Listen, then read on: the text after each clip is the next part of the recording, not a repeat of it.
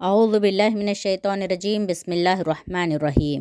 అస్సలాముఅలైకుం వరహ్మతుల్లాహి వబరకాతుహు. Friends, దర్సే Quran Telugu అనువాదం శీర్షికలో ఈరోజు మనం సూరహ్ అన్-నిసా 1వ ఆయతు నుంచి అనువాదాన్ని చదువుదాం.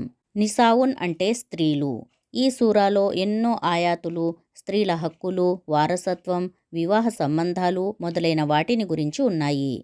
ఈ సూరా పూర్తిగా మదీనాలో అవతరింపచేయబడింది. ఇందులో 176 ఆయాతులు ఉన్నాయి. బిస్మిల్లాహిర్రహ్మానిర్రహీం. అనంత కరుణామయుడు, అపార కృపాశీలుడు అయిన అల్లాహ్ పేరుతో ప్రారంభిస్తున్నాను.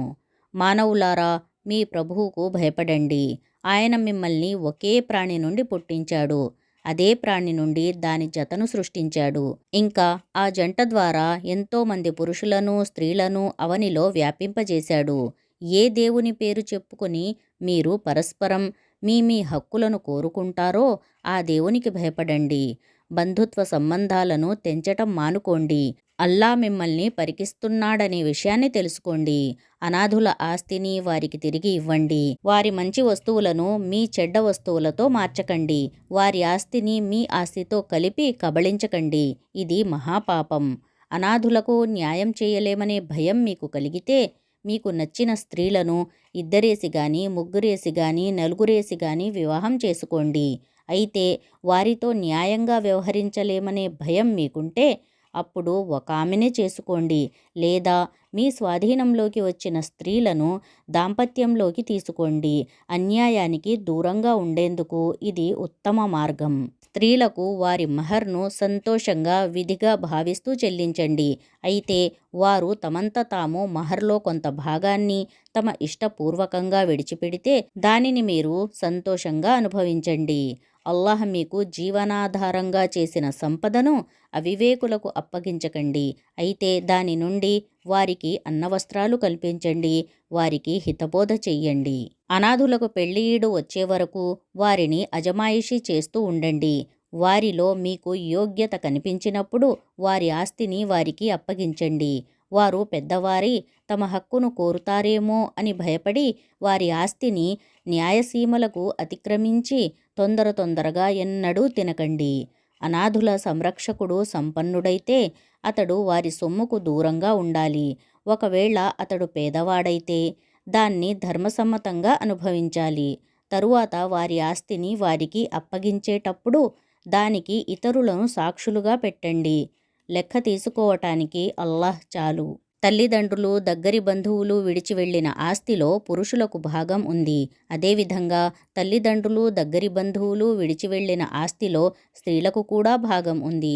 అది తక్కువైనా సరే లేక ఎక్కువైనా సరే ఈ భాగం అల్లాహచే నిర్ణయించబడింది. ఆస్తి పంపకం జరిగేటప్పుడు ఇతర బంధువులు, అనాథులు, నిరుపేదలు వస్తే ఆ ఆస్తి నుండి వారికి కూడా కొంత ఇవ్వండి. వారిని మంచి మాటలతో పలుకరించండి. ప్రజలు ఈ విషయాన్ని గురించి ఆలోచించి భయపడాలి. ఒకవేళ వారే తమ పిల్లలను నిస్సహాయులుగా విడిచిపెట్టి వెళ్ళవలసి వస్తే మరణ సమయంలో వారు ఆ పిల్లలను గురించి ఎంతగా ఆందోళన చెందేవారో. కనుక వారు అల్లాహకు భయపడాలి, న్యాయం పలకాలి. అనాథుల ఆస్తిని అన్యాయంగా తినేవారు వాస్తవానికి తమ పొట్టలను అగ్నితో నింపుకుంటారు. వారు తప్పకుండా మండే నరకాగ్నిలో త్రోయబడతారు. మీ సంతానం విషయంలో అల్లాహ్ మీకు ఇలా ఆదేశిస్తున్నాడు: ఒక పురుషుని భాగం 2 స్త్రీల భాగాలకు సమానం. ఒకవేళ మృతునికి వారసులుగా 2 కంటే ఎక్కువ మంది ఆడపిల్లలు ఉంటే వారికి మొత్తం ఆస్తిలో 3/2 భాగాలు ఇవ్వాలి. ఒకే ఆడపిల్ల వారసురాలైతే ఆస్తిలో అర్ధ భాగం ఆమెకు చెందుతుంది. మృతుడు సంతానం కలవాడైతే అతని తల్లిదండ్రులలో ఒక్కొక్కరికి మొత్తం ఆస్తిలో 6వ భాగం లభించాలి. ఒకవేళ అతడు సంతానం లేనివాడై అతని తల్లిదండ్రులు మాత్రమే అతనికి వారసులైతే అప్పుడు తల్లికి 3వ భాగం ఇవ్వాలి. మృతుడికి సోదరులు కూడా ఉంటే అప్పుడు తల్లికి 6వ భాగం లభిస్తుంది. మృతుడు రాసిన వీలునామా అమలు జరిపి అతనిపై ఉన్న అప్పులు తీర్చిన తరువాతనే ఈ భాగాల పంపకం జరగాలి. మీ తల్లిదండ్రులలో, మీ సంతానంలో ప్రయోజనం రీత్యా మీకు ఎవరు ఎక్కువ సన్నిహితులో మీకు తెలియదు. ఈ భాగాలను అల్లాహ్ నిర్ణయించాడు. నిశ్చయంగా అల్లాహ్ యథార్థాలన్నీ తెలిసినవాడు, మర్మాలన్నీ ఎరిగినవాడు. మీ భార్యలకు సంతానం లేని పక్షంలో వారు విడిచిపోయిన ఆస్తిలో మీకు అర్ధభాగం లభిస్తుంది. కానీ వారికి సంతానం ఉంటే అప్పుడు వారు విడిచి వెళ్ళిన ఆస్తిలో మీకు 4వ భాగం లభిస్తుంది. ఇది వారు వ్రాసిపోయిన వీలునామా అమలు జరిపిన తరువాత, వారు చేసిపోయిన అప్పులు తీర్చిన తరువాత జరగాలి. మీకు సంతానం లేని పక్షంలో మీరు విడిచిపోయే ఆస్తిలోని 4వ భాగానికి వారు అంటే మీ భార్యలు హక్కుదారులవుతారు. కానీ మీరు సంతానవంతులైతే అప్పుడు వారికి 8వ భాగం లభిస్తుంది. ఇది మీరు వ్రాసిన వీలునామాను అమలు జరిపిన తరువాత, మీరు చేసిన అప్పులు తీర్చిన తరువాత జరగాలి. మరణించిన పురుషుడు లేక స్త్రీ సంతానహీనులై వారి తల్లిదండ్రులు కూడా జీవించి ఉండకపోతే, కానీ వారికి ఒక సోదరుడు లేక ఒక సోదరి ఉంటే అప్పుడు వారిద్దరిలో ఒక్కొక్కరికి 6వ భాగం లభిస్తుంది. కానీ సోదరీ సోదరులు ఒకరికంటే ఎక్కువ మంది ఉంటే అప్పుడు మొత్తం ఆస్తిలోని 3వ భాగానికి వారంతా భాగస్వాములవుతారు. మృతుడు వ్రాసిన వీలునామా అమలు జరిపిన తరువాత, అతడు చేసిన అప్పులు తీర్చిన తరువాత ఈ పంపిణీ జరగాలి. కానీ ఇది వారసులకు నష్టం కలిగించేది కాకూడదు. ఇది అల్లా వైపు నుండి వచ్చిన ఆదేశం. అల్లా అన్నీ తెలిసినవాడు, అత్యంత మృదు స్వభావుడు. ఇవి అల్లాహ్ విధించిన హద్దులు. అల్లాకు ఆయన ప్రవక్తకు విధేయత చూపేవాణ్ణి అల్లా క్రింద సెలయేళ్లు ప్రవహించే ఉద్యానవనాలలో ప్రవేశింపచేస్తాడు. ఆ వనాలలో అతడు కలకాలం ఉంటాడు. అసలు ఇదే గొప్ప సాఫల్యం. అల్లాకు ఆయన ప్రవక్తకు అవిధేయత చూపుతూ అల్లాహ్ విధించిన హద్దులను అతిక్రమించే వాణ్ణి అల్లా అగ్నిలో పడవేస్తాడు. అందులో అతడు సదా ఉంటాడు. అతనికి మిక్కిలి అవమానకరమైన శిక్ష పడుతుంది. మీ స్త్రీలలో ఎవరైనా సిగ్గుమాలిన పనికి వడిగట్టితే వారికి వ్యతిరేకంగా మీలో 4 మనుషుల సాక్ష్యం తీసుకోండి. 4 మనుషులు గనక సాక్ష్యం ఇస్తే వారు మరణించే వరకైనా లేదా వారి కొరకు అల్లా ఏదైనా మార్గం చూపించే వరకైనా వారిని ఇళ్లల్లో నిర్బంధించండి. మీలో ఈ అకృత్యానికి పాల్పడిన వారిద్దరినీ బాధించండి. తరువాత వారు పశ్చాత్తాపపడి తమ నడతను సరిదిద్దుకుంటే వారిని విడిచిపెట్టండి. అల్లాహ్ పశ్చాత్తాపాన్ని అధికంగా అంగీకరిస్తాడు, ఎక్కువగా కనికరిస్తాడు. అజ్ఞానం వల్ల ఏదైనా చెడ్డ పని చేసి వెనువెంటనే పశ్చాత్తాపపడే వారి పశ్చాత్తాపాన్ని మాత్రమే స్వీకరించే బాధ్యత అల్లాపై ఉంది అని తెలుసుకోండి. అలాంటి వారి పట్ల అల్లా కరుణా దృష్టితో తిరిగి సుముఖుడవుతాడు. అల్లా అన్ని విషయాలు తెలిసినవాడు, వివేక సంపన్నుడును. చావుగడియ సమీపించే వరకు ఎడతెగకుండా అకృత్యాలు చేస్తూ ఉండి ఇప్పుడు నేను పశ్చాత్తాపపడుతున్నాను అని అనేవారి పశ్చాత్తాపం ఎంతమాత్రం స్వీకరించబడదు. ఇదే విధంగా మరణించే వరకు అవిశ్వాసులుగానే ఉండే వారి పశ్చాత్తాపం కూడా స్వీకరించబడదు. అటువంటి వారి కొరకు మేము అత్యంత బాధాకరమైన శిక్షను సిద్ధం చేసి ఉంచాము. విశ్వసించిన ప్రజలారా, బలవంతంగా స్త్రీలకు వారసులు కావటం మీకు ధర్మసమ్మతం కాదు. ఇంకా వారిని వేధించి సాధించి మీరు వారికి ఇచ్చిన మహర్లో కొంత భాగాన్ని కాజేసే ప్రయత్నం చేయటం కూడా ధర్మసమ్మతం కాదు. అయితే వారు గనక బాహాటంగా చెడు నడతకు పాల్పడినట్లయితే అప్పుడు వారి పట్ల కఠినంగా ప్రవర్తించే అధికారం మీకు ఉంది. వారితో సద్భావంతో జీవితం గడపండి.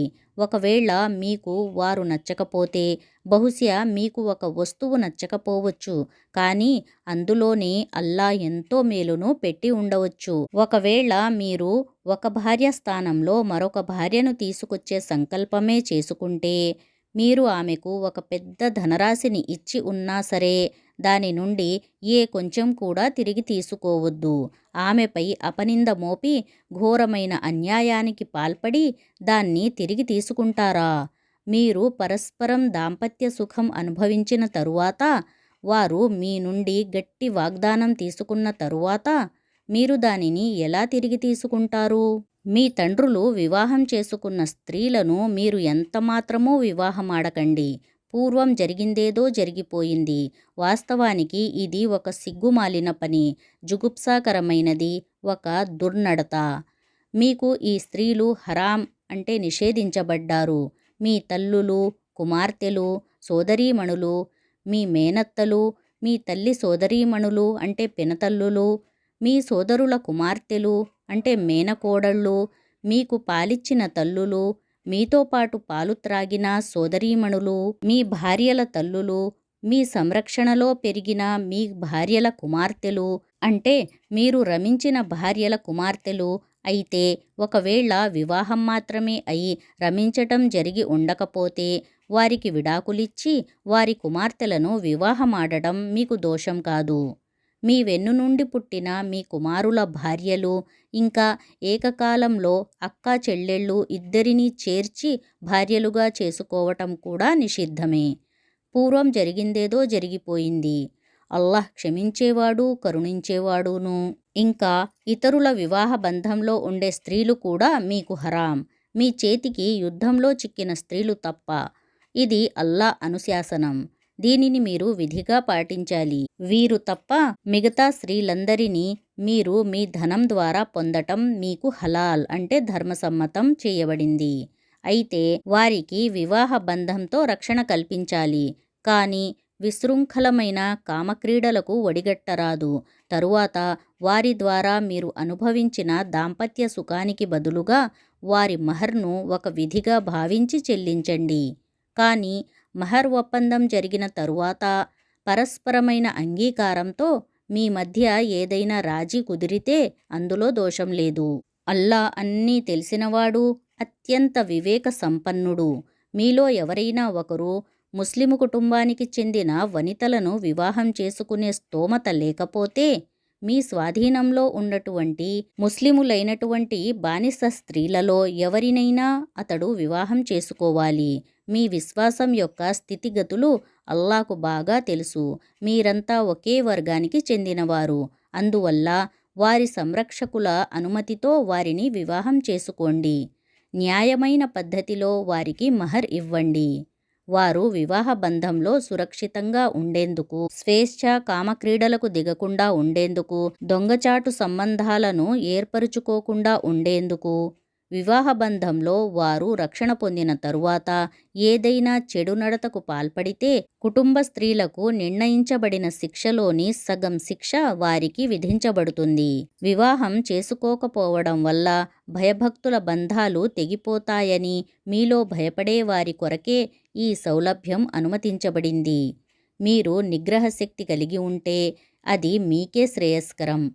అల్లాహ్ క్షమించేవాడు, కరుణించేవాడును. మీకు పూర్వం గతించిన సజ్జనులు అవలంబించిన మార్గాలను మీకు విశదపరిచి ఆ మార్గాలలోనే మిమ్మల్ని కూడా నడపాలని అల్లాహ్ కోరుతున్నాడు. ఆయన తన కారుణ్యంతో మీ వైపునకు మరలాలని అభిలషిస్తున్నాడు. ఆయన సర్వమూ తెలిసినవాడు, మహావివేకి కూడా.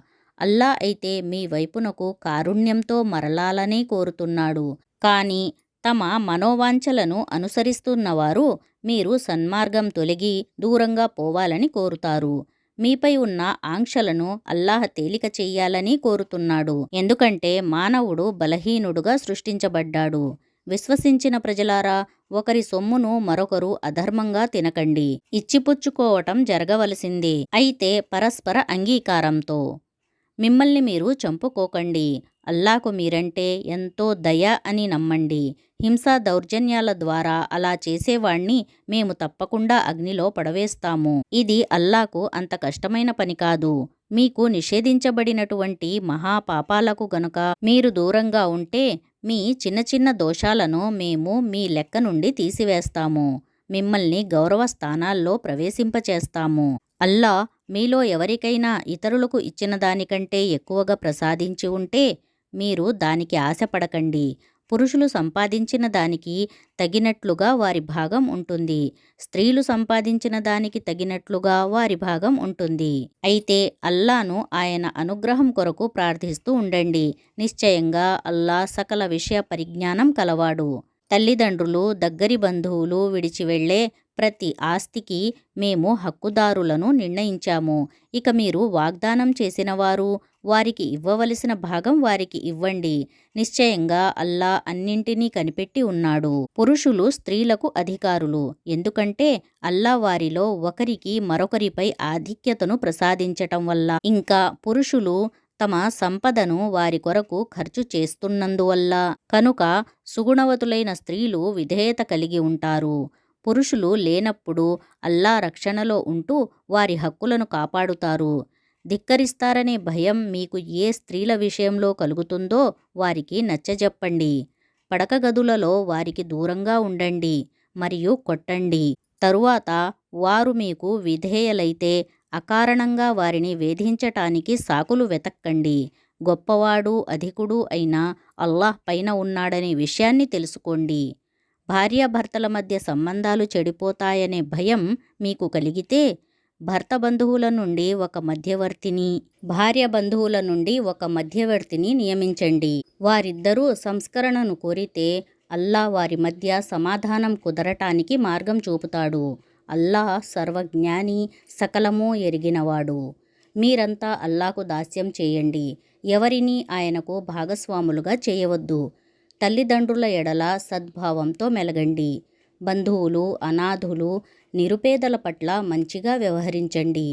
పొరుగున ఉన్న బంధువులు, అపరిచితులైన పొరుగువారు, ప్రక్కనున్న మిత్రులు, బాటసారులు, మీ అధీనంలో ఉన్న దాసదాసీ జనం పట్ల ఉదార బుద్ధితో వ్యవహరించండి. గర్వాతిశయంతో కన్ను మిన్ను కాననివారు, తమ గొప్పతనం గురించి విర్రవీగేవారు అంటే అల్లా ఇష్టపడడు అని గట్టిగా నమ్మండి. ఇంకా పిసినారితనంతో ప్రవర్తిస్తూ ఇతరులకు కూడా పిసినారితనాన్ని గరపే వారిని, అల్లా తన అనుగ్రహంతో ఇచ్చిన దాన్ని దాచిపెట్టే వారిని కూడా అల్లా ప్రేమించడు. మా అనుగ్రహాలను తిరస్కరించే ఇటువంటి వారి కొరకు మేము అవమానకరమైన శిక్షను సిద్ధపరచి ఉంచాము. కేవలం ప్రజలకు చూపటానికి తమ సంపదను ఖర్చు పెట్టేవారు, అల్లాను అంతిమ దినాన్ని హృదయపూర్వకంగా విశ్వసించని వారు అంటే కూడా అల్లాకు అనిష్టమే. యథార్థమేమిటంటే శైతాన్ ఎవరి స్నేహితుడయ్యాడో వాడికి దుస్సాంగత్యం లభించినట్లే. వారు గనుక అల్లాను అంతిమ దినాన్ని విశ్వసిస్తే, అల్లా ఇచ్చిన దాని నుండి ఖర్చు పెడితే వారిపైకి ఏ విపత్తు వచ్చి పడుతుంది? వారు ఆ విధంగా చేసి ఉన్నట్లయితే వారి సత్కార్యాలు అల్లాహకు తెలియకుండా ఉండేవి కావు కదా. అల్లా ఎవరికీ రవ్వంత అన్యాయం కూడా చెయ్యడు. ఎవరైనా ఒక మంచి పని చేస్తే దాన్ని అల్లాహ్ రెండింతలు చేస్తాడు. ఇంకా తన తరపు నుండి పెద్ద ప్రతిఫలం కూడా ప్రసాదిస్తాడు. మేము ప్రతి సమాజం నుండి ఒక సాక్షిని తెచ్చి నిన్ను ముహమ్మద్ సల్లల్లాహు అలైహి వసల్లంను వారికి సాక్షిగా నిలబెట్టినప్పుడు వారు ఏం చేస్తారో ఆలోచించు. ప్రవక్త మాటను తిరస్కరించి ఆయనకు అవిధేయత చూపిన ప్రజలంతా అప్పుడు భూమి బ్రద్దలై తాము భూమిలో స్థాపితమైపోతే ఎంత బాగుండును అని తలపోస్తారు. అక్కడ వారు అల్లా ముందు ఏ విషయాన్ని దాచలేరు. విశ్వాసులారా, మీరు నిషాస్థితిలో ఉన్నప్పుడు నమాజు దరిదాపులకు వెళ్ళకండి. మీరు పలికేదేమిటో మీకు తెలిసినప్పుడే నమాజ్ చెయ్యాలి. ఇదే విధంగా అపరిశుద్ధ స్థితిలో కూడా స్నానం చేయనంత వరకు నమాజ్ దగ్గరకు వెళ్ళకండి, దారిని పోతూ ఉన్నప్పుడు తప్ప. మీరు ఎప్పుడైనా అస్వస్థులైతే, లేక ప్రయాణంలో ఉంటే, లేక మీలో ఎవరైనా మలమూత్ర విసర్జనం చేసి ఉంటే, లేక మీరు మీ స్త్రీలను తాకి ఉంటే, మీకు నీరు లభ్యం కాని పక్షంలో పరిశుభ్రమైన మట్టిని ఉపయోగించండి. దానితో మీ ముఖాలను, చేతులను రుద్దుకొనండి. నిస్సందేహంగా అల్లాహ్ ఉదార స్వభావుడు, క్షమాగుణం కలవాడు. గ్రంథజ్ఞానంలో కొంత భాగం ఇవ్వబడిన వారిని కూడా మీరు చూశారా? వారే స్వయంగా అపమార్గాన్ని కొని తెచ్చుకున్నారు. మీరు కూడా మార్గం తప్పాలని కోరుతున్నారు. మీ శత్రువులను అల్లాహ్ బాగా ఎరుగును. మీకు సహాయం చేయటానికి, మిమ్మల్ని కాపాడటానికి అల్లాహే చాలు. యూదుల పరిస్థితిని అవలంబించిన వారిలో కొందరు పదాలను వాటి సందర్భాల నుండి తారుమారు చేస్తారు. సత్యధర్మానికి వ్యతిరేకంగా ప్రచారం చేయటానికి వారు తమ నాలికలను మెలిత్రిప్పి సమినా వ అసైనా అని, ఇస్మగైరు ముస్మఇన్ అని, రాయినా అని పలుకుతారు. అలా కాకుండా సమినా వ అతానా అని, ఇస్మా ఉన్జుర్నా అని ఉంటే వారికే మేలు కలిగి ఉండేది. అది ఉత్తమమైన పద్ధతిగా ఉండేది. కానీ వారి అసత్యానుసరణం కారణంగా వారిపై అల్లాహ్ శాపం పడే ఉంది. కనుక వారు విశ్వసించటం అనేది చాలా తక్కువ. గ్రంథ ప్రజలారా, మేము ఇప్పుడు అవతరింపచేసిన గ్రంథాన్ని విశ్వసించండి. అది మీ వద్ద పూర్వం నుండే ఉన్న గ్రంథాన్ని ధృవపరుస్తుంది, సమర్థిస్తుంది. మేము ముఖాలను వికృతం చేసి వెనక్కి తిప్పకముందే, లేక మేము సబ్బత్ వారిని శాసించినట్లుగా వారిని శాసించకముందే దీనిని విశ్వసించండి. అల్లా ఆజ్ఞ తప్పకుండా అమలుపరచబడుతుందని గుర్తుపెట్టుకోండి. అల్లా క్షమించనిది కేవలం షిర్క్ మాత్రమే. అది తప్ప ఏ పాపాన్ని అయినా ఆయన తాను ఇష్టపడిన వారి కొరకు క్షమిస్తాడు. ఇతరులను అల్లాహ్కు భాగస్వాములుగా చేసేవాడు ఎంతో ఘోరమైన అబద్ధాన్ని కల్పించాడు అన్నమాట. ఎంతో తీవ్రమైన పాపపు మాట అన్నాడు అన్నమాట. తమ ఆత్మ పరిశుద్ధతను గురించి గొప్పలు చెప్పుకునే వారిని కూడా మీరు గమనించారా? నిజానికి పరిశుద్ధతను అల్లాహే తాను కోరిన వారికి ప్రసాదిస్తాడు. వారికి పరిశుద్ధత లభించకపోతే వారికి రవ్వంత అన్యాయం కూడా జరిగినట్లు కాదు. చూశారా, వారు అల్లాపై లేనిపోని అభాండాలు వేయడానికి కూడా జంకటం లేదు. వారు స్పష్టంగా పాపాత్ములని చెప్పటానికి ఈ ఒక్క పాపం చాలు. గ్రంథజ్ఞానంలో కొంత భాగం ఇవ్వబడిన వారిని నీవు చూడలేదా? వారి పరిస్థితి ఎలా ఉందంటే వారు జిప్తును, తాగూత్ను నమ్ముతారు. ఇంకా వారు అవిశ్వాసులను గురించి విశ్వాసుల కంటే వీరే చాలా వరకు సరియైన మార్గంలో ఉన్నారు అని అంటారు. ఇటువంటి వారిని అల్లా శపించింది. అల్లా శపించిన వాడికి సహాయం చేసే వాడెవ్వడూ నీకు దొరకడు.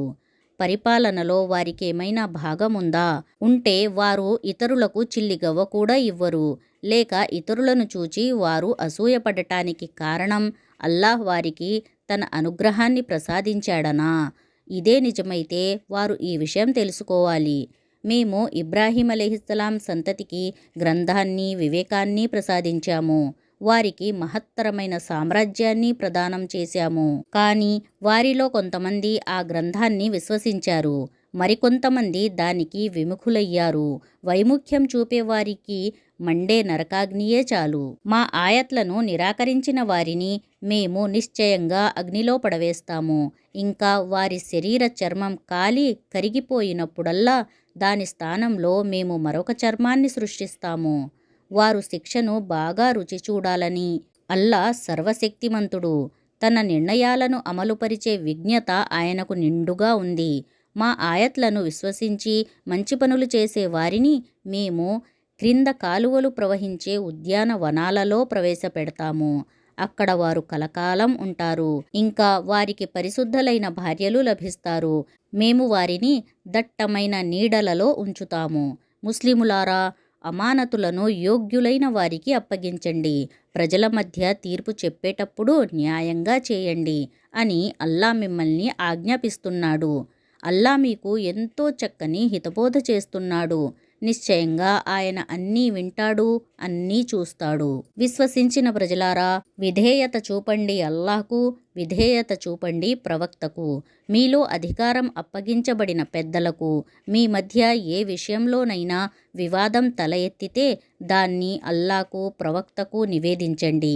మీరు నిజంగానే అల్లా మీద, అంతిమ దినం మీద విశ్వాసం కలవారే అయితే ఇదే సరియైన పద్ధతి.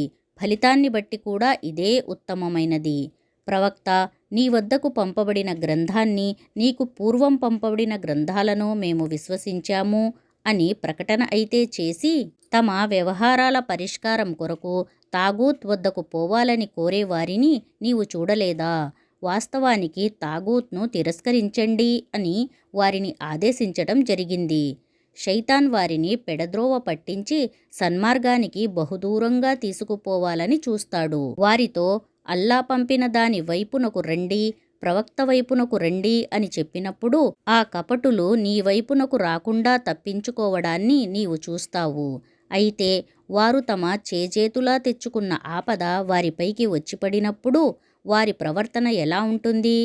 అప్పుడు వారు నీ వద్దకు ప్రమాణాలు చేస్తూ వస్తారు. వచ్చి దేవుని సాక్షిగా మేము మంచినే కాంక్షించాము. ప్రత్యర్థుల మధ్య ఏదో ఒక విధంగా రాజీ కుదరాలనేదే మా ఉద్దేశ్యం అని అంటారు. వారి మనస్సులలో ఏదైతే ఉందో అది అల్లాకు తెలుసు. కనుక వారితో వివాదానికి దిగకు. వారికి నచ్చజెప్పు. వారి హృదయాలలో నాటుకునే విధంగా బోధ చేయి. వారికి ఇలా తెలుపు, మేము ఏ ప్రవక్తను పంపినా అల్లాహ్ అనుజ్ఞ ప్రకారం అతనికి విధేయత చూపాలని పంపాము. వారు తమ ఆత్మలకు అన్యాయం చేసుకున్న తరువాత వారి కొరకు ఉత్తమమైన పద్ధతి ఏమిటంటే వారు నీ వద్దకు వచ్చి ఉండవలసింది, క్షమించు అని అల్లాహ్ను అర్థించి ఉండవలసింది. ఇంకా ప్రవక్త కూడా వారి కొరకు మన్నింపునకై విజ్ఞాపన చేసి ఉండేవాడు. అప్పుడు వారు నిశ్చయంగా అల్లాను క్షమించేవాడుగా కరుణించేవాడుగా కనుగొని ఉండేవారు. కాదు, ముహమ్మద్ సల్లల్లాహు అలైహి వసల్లం నీ ప్రభువు సాక్షిగా వారు తమ పరస్పర విభేదాల విషయంలో నిన్ను న్యాయ నిర్ణేతగా స్వీకరించనంతవరకు, ఇంకా నీవు ఏ నిర్ణయం చేసినా దానిని గురించి వారి మనస్సులలో కూడా ఏ మాత్రం సంకోచం లేకుండా దానిని యథాతథంగా శిరస వహించనంతవరకు వారు నిజమైన విశ్వాసులు కాలేరు. మేము వారిని మిమ్మల్ని మీరు చంపుకోండి లేక మీ గృహాలను వదలండి అని ఆజ్ఞాపించి ఉన్నట్లయితే వారిలో కొద్దిమంది మాత్రమే దాన్ని పాటించేవారు. వారికి హితబోధ చేయబడిన విధంగా వారు గనక నడుచుకొని ఉన్నట్లయితే అది వారికి శ్రేయస్కరమైనదిగా, విశ్వాసములో దృఢత్వాన్ని కలిగించేదిగా ఉండేది. మేము మా తరపు నుండి వారికి గొప్ప ప్రతిఫలం ఇచ్చి ఉండేవారము. ఇంకా వారికి రుజుమార్గం చూపించి ఉండేవారము. అల్లాహకు ప్రవక్తకు విధేయత చూపేవారు అల్లాహ్ అనుగ్రహానికి పాత్రులైన వారితో ఉంటారు. అంటే ప్రవక్తలు, సత్యసంధులు, షహీదులు, సజ్జనులును. ఎవరికి దొరికినా ఈ స్నేహితులు ఎంత మంచివారు! అల్లా నుండి లభించే అసలైన అనుగ్రహం ఇదే. యథార్థం తెలుసుకోవడానికి అల్లాహ్ పంపిన జ్ఞానమే చాలు. యా అల్లాహ్, మా అందరికీ ఖురాన్ని బాగా అర్థం చేసుకునే జ్ఞానాన్ని కలిగించు. ఆమీన్ యా రబ్బుల్ ఆలమీన్. జజాకుముల్లాహు ఖైరన్ కసీరా. అస్సలాము అలైకుం వరహ్మతుల్లాహి వబరకాతుహు.